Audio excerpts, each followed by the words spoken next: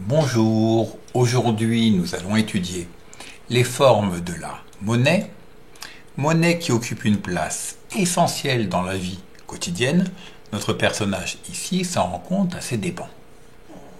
Alors attention, la monnaie ce n'est pas si simple. C'est un moyen spécifique permettant à toute personne qui en est titulaire d'acquérir à tout moment n'importe quel bien ou service sur un territoire donné. Cela signifie que c'est un moyen de paiement qui est accepté par l'ensemble d'une communauté et garanti par une autorité politique. Cette communauté et cette autorité politique appartiennent justement à ce territoire. Pour vérifier que vous avez compris, on va observer ce qui n'est pas de la monnaie. Par exemple, un ticket restaurant.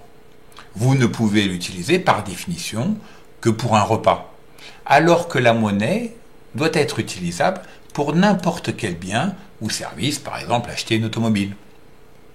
Lorsque vous utilisez une carte bleue ou un chéquier, attention, ce n'est pas de la monnaie, c'est un instrument d'accès à votre compte en banque sur lequel il y a de la monnaie.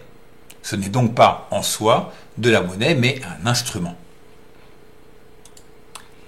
Maintenant, regardons les formes que peut prendre la monnaie. Il y en a trois principales.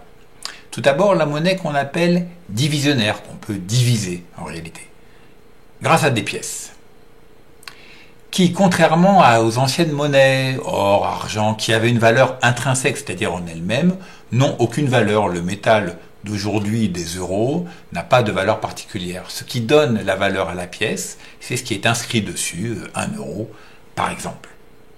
Ensuite, la monnaie fiduciaire, qui vient du latin de confiance, c'est l'ensemble des billets émis par la banque centrale. Vous en voyez ici des exemples de dollars ou d'euros.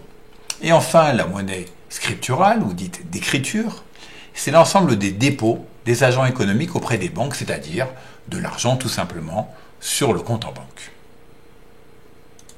Étudions maintenant l'évolution de la part de chaque monnaie dans le total de la monnaie qu'on appelle masse monétaire.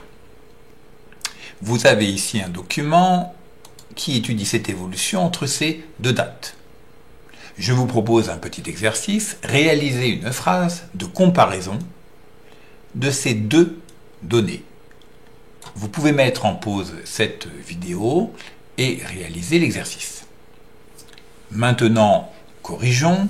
Selon Dominique Plion, de 1960 à 2010, la part de la monnaie scripturale dans la masse monétaire a augmenté de 57,8% à 95%.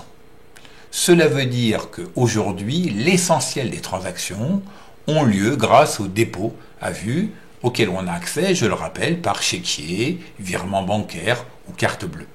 Et que finalement, les pièces et les billets, qui sont des éléments tangibles, matériels, ne correspondent plus qu'à environ 5% des échanges pour les petits achats. Ce phénomène porte un nom que je vous laisse rechercher par vous-même. Terminons par la monnaie que nous utilisons en France, qui est l'euro et qui, comme vous le savez, connaît des difficultés. Difficultés que ne connaît pas le dollar. Pourquoi ?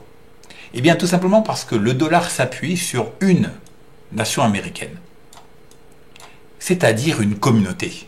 Alors qu'en Europe, et dans la zone euro en particulier, existent de nombreuses nations qui ont une longue histoire et des cultures très différentes. Mais également, pour garantir le dollar, existe un État fédéral, l'État fédéral américain. Alors que l'Union européenne, elle, est composée de nombreux États européens.